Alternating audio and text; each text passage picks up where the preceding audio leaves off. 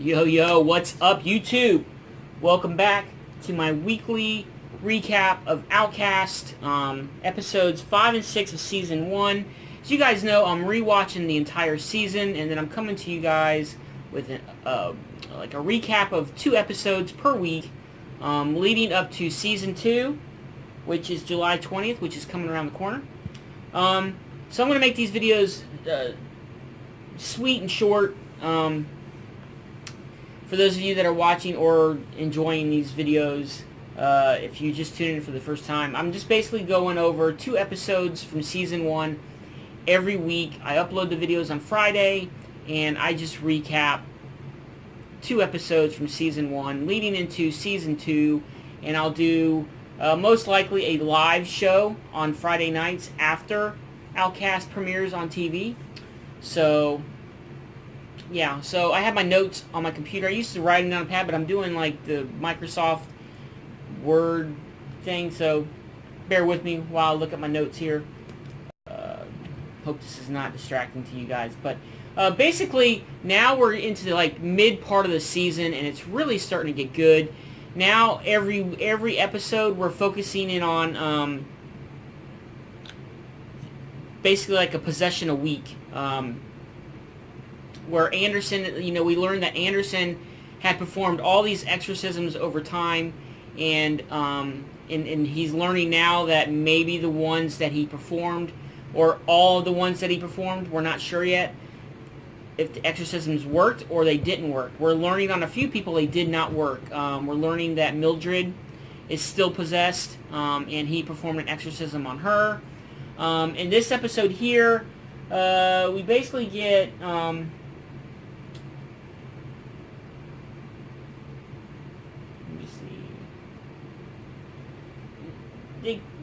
you get Mildred, who they're focusing a lot on Mildred now, which is kind of cool because she's an older woman, but she's got a really creepy look about her, and she's obviously possessed, and they focus a lot on her, and she gets a visit from Sydney, and she gets a visit from Sydney, and you learn that they're waiting on something called the Merge. Not exactly sure what this is, but Sydney seems to be the leader of the group of demons.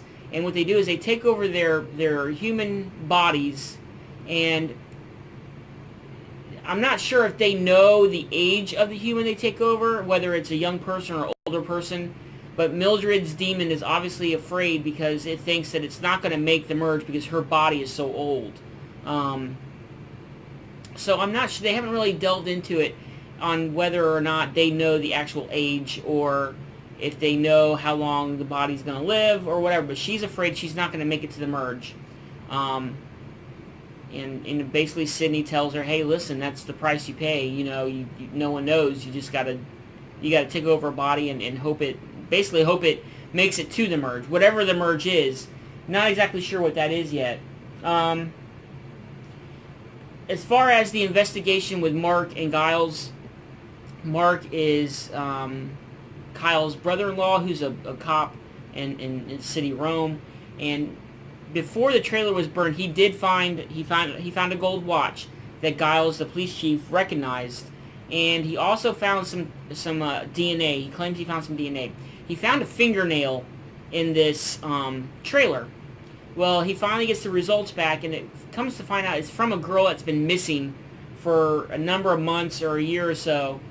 And so now they think this trailer was used in crimes, legit crimes, other than a place where like thieves hung out. So Giles tells him, hey, listen, try to see if you can find the girl. Maybe she's got some information for you. Well, he ends up finding her. She basically ran away from an abusive boyfriend. He found her, and she doesn't really tell him any information.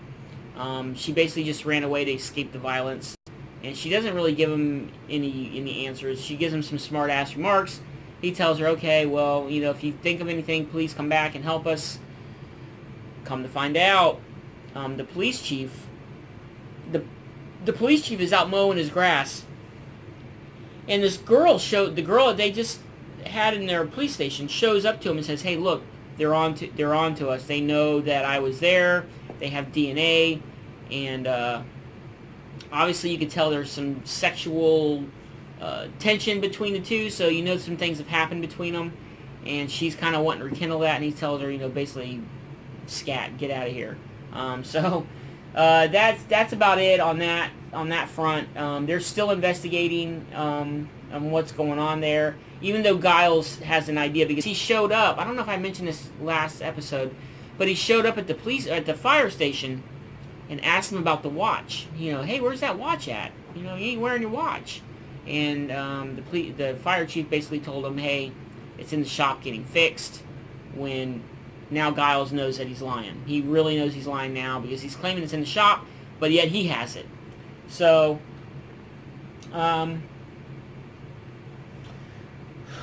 okay, so now we're back to the Kyle and Allison thing. So now, he goes to Allison's house to try to find out if she's still possessed. He's still wanting to know if she's still possessed, because he doesn't, they know that some of the Anderson's exorcisms didn't work. So he goes over to talk to her, he grabs her wrist, and it kind of burns her, and she jerks her hand back, and she runs inside and locks herself in the house with the little girl. And now he knows for sure that, hey, he thinks in his mind she's not cured from the exorcism, that she still has a part of that in her. When I talk, guys, I'm mixing episodes 5 and 6 together, so just kind of bear with me. At some point, Mildred does show up to Kyle's house and puts a little trinket. She gave Anderson a trinket when he cured her, and he has all these gifts that people gave him when they Anderson does all these gifts that people gave him when he cured them of their possession.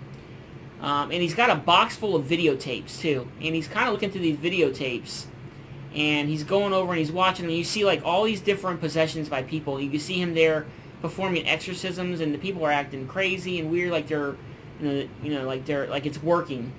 And so now he's questioning everything. He's questioning, were any of these even legit? Were they just faking like the other demons were? So Mildred shows up at Kyle's house in the middle of the night.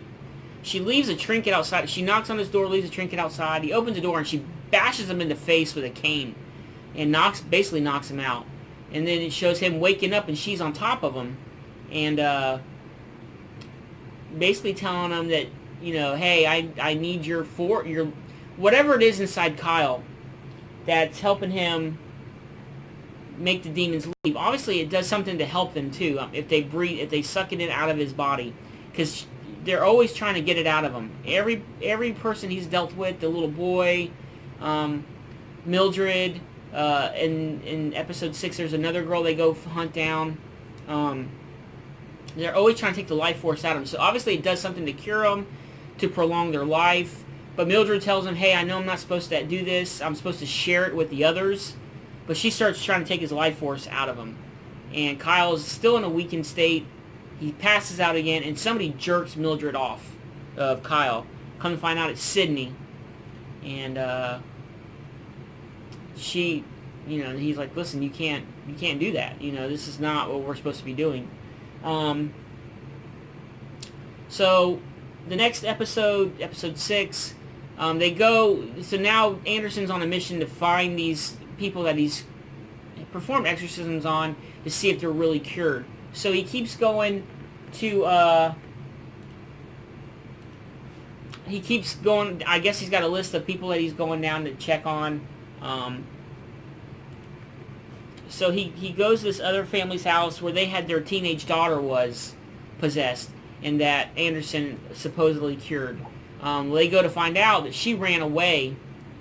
So, of course, now they think, okay, she ran away from a good Christian home.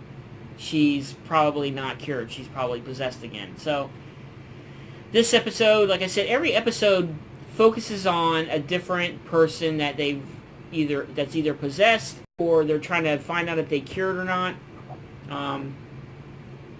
So they go hunt her down, and they find her living in a tent city where a bunch of homeless people live. And of course they go at it. He's trying. It's not working. She's basically laughing at him, telling him, blah blah blah, his exorcism doesn't work. So Kyle jumps in, gets involved, and Kyle basically, this is like the second or third time he's basically just beat somebody up that's possessed, and the blood from his knuckles or the sweat drips on the person, and it makes him have that very intense reaction. That very intense reaction to sorry, Miss Ailey's acting a fool, so I'll hold her. The very intense reaction to, like, if they were being cured of an exorcism, from an exorcism. So it does work. Kyle starts punching her, and it works because the demons come out. And when they come out, it looks almost like Venom.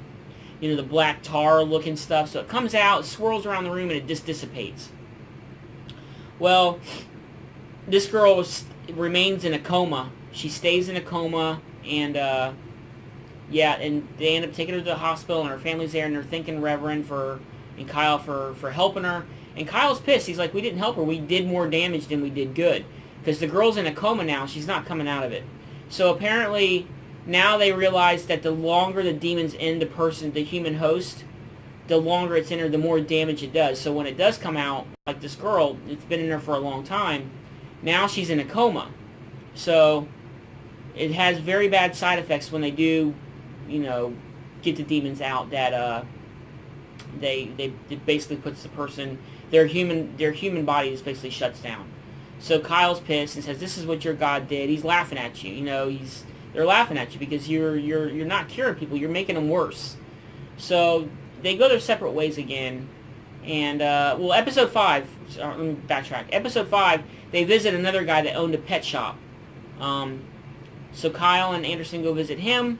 And like I said, every episode has a exorcism type thing in it, or a demon highlight of a person that has a demon in them. And come to find out, the guy is living in his pet shop. Speaking of pet shop, he's divorced from his wife. He's living there. The shop's shut down. He's not selling anything. It's closed, you know.